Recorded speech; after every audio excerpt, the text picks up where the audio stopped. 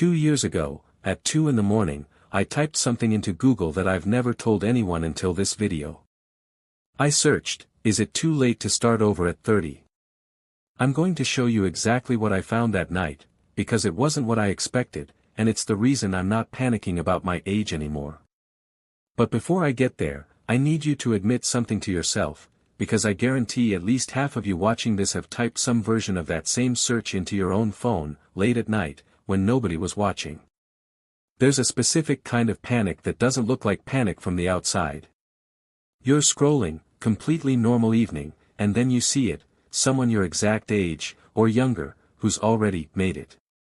Already has the house, the business, the relationship, the body, the promotion, the life that looks finished while yours still feels like a rough draft. And something in your chest just drops. Quietly. Nobody around you notices. You probably keep scrolling, keep the same expression on your face. But internally, a very specific voice just activated, and it says something like, you're behind. Not, you're doing badly. Behind. As if life is a race with a schedule everyone else got a copy of, and somehow you missed the meeting where they handed it out. I want to be precise about what this feeling actually is, because I think most of us misdiagnose it. It doesn't feel like sadness, exactly.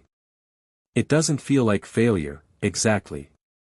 It feels like time pressure, a very specific, low-grade dread that the window for certain things is closing, and you're watching it close from the wrong side of the glass. For me, it hit hardest around 29. Not because anything bad had happened. Nothing had happened, actually, and that was the problem. I looked at my life and it looked fine. Stable job, decent apartment, nothing to complain about on paper. But fine felt like a verdict, not a description. Fine felt like the life you settle for when the actual life quietly stopped being available to you. That's the night I did the search. Not because I had a plan, I was scared to start. I didn't even have a plan. I just had this creeping certainty that whatever door existed for a different kind of life, it had already swung shut sometime in my 20s without me noticing the sound. If you felt any version of that, scrolling past someone's highlight reel and feeling something in you quietly concede, I want you to know that feeling is not information. It feels like information. It feels like a fact about your life. It is not a fact. It's closer to a mood with really good production value. I'll show you exactly what came up when I searched that night, and what it actually did to how I think about time. But first, I need to tell you about 3 people I met over the following 2 years, because none of this made sense to me until I heard their timelines, and their timelines broke something I'd believed my entire life without ever questioning it. The first person was a man named Marcus, an architect I met at a friend's dinner party. Sharp, articulate, clearly good at what he did. I assumed, the way you assume things about competent-seeming adults, that he'd been an architect since his 20s. He'd gotten his license at 45. Before that, he'd spent almost 2 decades doing something completely unrelated, running a small logistics company he didn't particularly enjoy but was reasonably good at. He told me the story of the exact moment things shifted. He was helping his daughter with a school project about buildings, got pulled into researching load-bearing structures for fun, at 11 at night, and realized he hadn't felt that specific kind of curiosity about anything in years. I asked the question everyone asks in this situation, wasn't it terrifying, starting an entirely new licensing process in his 40s, competing against people 15, 20 years younger?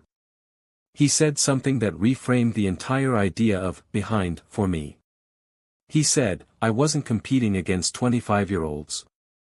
I was competing against the version of myself who was going to be 55 in 10 years no matter what I did. The only real question was whether that 55-year-old was going to be a licensed architect or an unlicensed one who used to think about it. Read that back. He wasn't racing anyone else's timeline. He'd simply noticed that the years were going to pass regardless of his decision, and the only variable he actually controlled was what he'd be doing while they passed. That distinction matters more than almost anything else in this video, so let me say it plainly, you are going to be older in 5 years. That part isn't optional. Nobody has ever found a way to opt out of that. The only genuinely open question is what you'll have built, learned, or become on the way there. Behind implies a shared finish line everyone's running toward on the same schedule. There isn't one. There's just you, getting older, with an open question about what you fill the years with. I asked Marcus one more thing before we left that dinner party, whether there were moments, in those first few years back in school alongside people half his age, where he genuinely wanted to quit. He said yes, constantly, especially in the beginning. He described sitting in a studio critique next to a 23-year-old who could sketch a structural concept in 90 seconds that took him 20 minutes to work out on paper. For a while, he said, he kept a mental tally of every moment like that, every reminder that he was, technically, slower than the room. What changed, he told me, wasn't that he got faster. He didn't, particularly, the 23-year-olds were still faster with a pencil by the time he graduated. What changed was that he stopped treating the tally as relevant information. He had 2 decades of running a logistics company behind him, reading contracts, managing budgets, navigating difficult clients, understanding how actual buildings get funded and built in the real world, not just designed on paper. None of the 23-year-olds in that studio had any of that. He wasn't behind them. He was simply a different kind of student, with a different set of tools, moving through the same material from a different direction. That's worth sitting with, because most of us, when we feel behind, are comparing ourselves on exactly one axis, usually the one where we're newest and weakest, while quietly ignoring every other axis where years of ordinary life have actually been building something the whole time. I want to ask you something, and actually answer it below, not just nod along. What age did you think you'd have life figured out by, and how old are you now? Put both numbers in the comments. I promise you, when you scroll through the replies on this video, you're going to see hundreds of people with wildly different numbers, all convinced their own gap between those 2 numbers means something is wrong with them. It doesn't. It just means you're a person who's still alive and still changing, which is the only alternative to being finished, and finished is not actually the compliment we've been treating it as. Let's shift for a second. Marcus's story is compelling, but it's also, if I'm honest, a fairly comfortable story, a man with resources and stability who redirected a career. I want to tell you about someone whose timeline makes that comparison feel almost irrelevant. Her name was Josephine. I met her at a community pool, of all places, where she was taking beginner swim lessons, genuinely beginner, kickboard and all, at 71 years old. I assumed, wrongly, that this was some kind of post-retirement bucket list item. It wasn't. She told me, without much drama in her voice, that she'd never learned to swim because of a childhood incident near water that had left her afraid of it for over 6 decades. 60 years of avoiding pools, lakes, beach vacations with her own grandchildren, all because of something that happened when she was 9. I asked why now. Why 71, after 60 years of successfully building an entire life around avoiding this one thing? She said, I did the math. I could keep avoiding it until I died having never learned, or I could be bad at it in public for a few months and then know how to swim for however many years I have left. The second option just made more sense once I actually looked at it instead of feeling it. I want to sit with that phrase for a second, once I actually looked at it instead of feeling it. Because that's precisely the trap most of us are stuck in when we feel behind. We feel the dread, the sense that it's too late, that the window's closed, that starting now would be embarrassing or pointless, and we treat that feeling as if it were a calculation. It isn't. It's an emotion wearing the costume of logic. Josephine's actual calculation, once she did it honestly, was almost absurdly simple. Some years of knowing how to swim beat 0 years of knowing how to swim, no matter what age the first lesson happened to fall on. Here's what struck me most, watching her that afternoon, awkwardly kicking across the shallow end with a foam board, completely unbothered by the 8-year-olds in the lane next to her who'd clearly been swimming since infancy. She wasn't comparing her stroke to theirs. Comparison requires a shared race, and she'd apparently opted out of the race entirely. She was just doing the thing, at her own pace, decades later than normal, visibly unconcerned about what normal was supposed to mean. I asked her, near the end of the lesson, if it felt strange being the oldest person in a beginner class by 5 decades. She laughed and said something I've repeated to myself more times than I can count since, strange compared to what? I've never done this before. There's no version of me that's done this at a more appropriate age to compare it to. This is just the only time I've ever learned to swim, and it happens to be now. There's no version of me that's done this before. That sentence quietly dismantles the entire idea of being behind on something. Behind requires an alternate, earlier version of your own timeline to be behind relative to. Most of the time, that earlier version doesn't actually exist. It's a hypothetical you invented, retroactively, to make the present feel inadequate by comparison to a life you never actually lived. I went back to that pool a few weeks later, mostly out of curiosity, and found Josephine mid-lesson again, slightly more confident, still in the shallow end, still surrounded by children a fraction of her age. I asked her instructor, separately, what it was actually like teaching someone her age from scratch. I expected some diplomatic answer about patience. Instead she said something I didn't expect, honestly, she's one of my easier students. The kids fight the water, they panic, they thrash, because they don't have the self-control yet to just relax into the discomfort. Josephine's the opposite.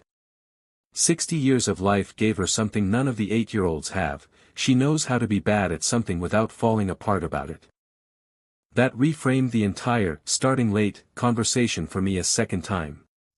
We assume age is purely a disadvantage when starting something new, slower reflexes, less time to build mastery, more self-consciousness. All of that can be true. But it usually comes bundled with something the 20-year-old version of the same person didn't have, a much higher tolerance for temporary incompetence, because by a certain age, you've already survived being bad at plenty of things and lived to tell about it. The 23-year-old in Marcus's studio was faster with a pencil. Josephine was calmer in the water than children a fifth her age. Neither of those is a complete picture on its own. Late starters aren't just behind with extra steps. They're often starting with an entirely different toolkit, assembled from everything else they lived through first. I want to add one more, brief observation here, because it connects the first two. A few months after meeting Josephine, I was talking to a 23-year-old cousin who was, in her words, already behind, because she hadn't figured out her career path yet. 23. Marcus hadn't even started architecture. Josephine hadn't learned to swim. And this 23-year-old was describing herself with the exact same word, behind, that a 71-year-old beginner swimmer had spent 60 years quietly carrying and then simply set down. That's when it really landed for me. Behind isn't a measurement. It's not tied to any actual external clock. It's a feeling that shows up at every age, attached to whatever the current comparison happens to be, completely untethered from any objective timeline. A 23-year-old can feel it. A 71-year-old can feel it. The number changes. The feeling doesn't. Now, I know the pushback, because I had it myself for a long time. This is nice, but there are real biological and practical windows.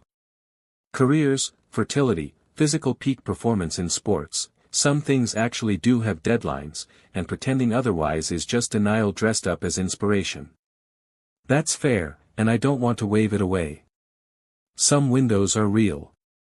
But here's what I've noticed after collecting stories like Marcus's and Josephine's for 2 years. The number of genuinely closed doors in most people's lives is dramatically smaller than the number of doors they've decided are closed without actually checking. Marcus didn't have a biological deadline on architecture. He had an assumption, that career changes past a certain age were embarrassing or impossible, that turned out to be almost entirely self-imposed. Josephine didn't have a real deadline on learning to swim. She had 60 years of momentum built around avoidance, which felt exactly like a deadline from the inside, but wasn't one. The honest exercise isn't, ignore all limits, anything is possible at any age. It's more specific than that, go check, individually, whether the thing you've labeled too late for, is an actual closed door, or a door you've simply never tried the handle on. Most people never do that check. They feel the dread, assume the dread is accurate information about the door, and never actually walk over and test it. I'll give you a small, unglamorous example from my own life, because I think it makes this more concrete than another success story would. For years I told myself it was too late to learn to draw, in any real sense, not professionally, just for myself. I'd internalized some vague idea that drawing was a childhood skill you either developed by a certain age or permanently missed. I never once checked whether that was actually true. I just repeated it to myself often enough that it hardened into a fact. Eventually, mostly out of boredom during a slow week, I looked it up. It took about 4 minutes to find dozens of well-documented cases of people starting to draw seriously in their 30s, 40s, 50s, with no early foundation at all, who became genuinely skilled within a few years of consistent practice. 4 minutes. That's how long it took to dismantle a belief I'd been quietly organizing part of my identity around for over a decade. I hadn't done the 4 minutes of checking because some part of me didn't actually want the belief challenged. It was more comfortable to have a reason I wasn't doing the thing than to have no reason and just be avoiding it. That's worth naming directly. Sometimes, it's too late isn't really about age at all. It's a more comfortable story than, I'm scared to be bad at something in front of myself. The deadline gives the avoidance a respectable shape. Without it, you'd just be a person choosing not to try, which is a much less flattering sentence to have running in your head. So here's what to actually do with this. First, separate the feeling of behind from an actual fact. Next time it hits you, ask one specific question: behind whom, exactly, and according to what schedule they agreed to and you didn't. Usually there's no really never tried the handle on.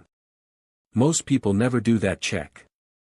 They feel the dread, assume the dread is accurate information about the door, and never actually walk over and test it. Second, go check the door you've assumed is closed. One email, one search, one conversation with someone who actually did the thing at your age or later. Not a full commitment, just enough information to know whether the deadline is real or invented. Marcus didn't know architecture programs existed for career changers until he actually looked. He'd been avoiding an open door for years, convinced it was locked. Third, find your own Josephine, someone who started absurdly late at the thing you want to do. They exist for almost everything. Their existence doesn't obligate you to do anything, but it does something quietly important. It removes the impossible label and replaces it with difficult, but apparently survivable, which is a much smaller, much more manageable problem.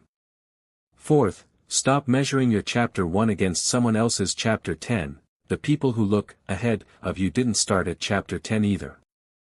You're seeing their highlight reel at the exact chapter you're avoiding starting your own. It's not actually a fair comparison, no matter how much it feels like one. Fifth, give yourself a real deadline for the check, not the outcome, not, I'll become a swimmer, just, I'll book one lesson by Friday. Not, I'll become an architect, just, I'll email one program this week.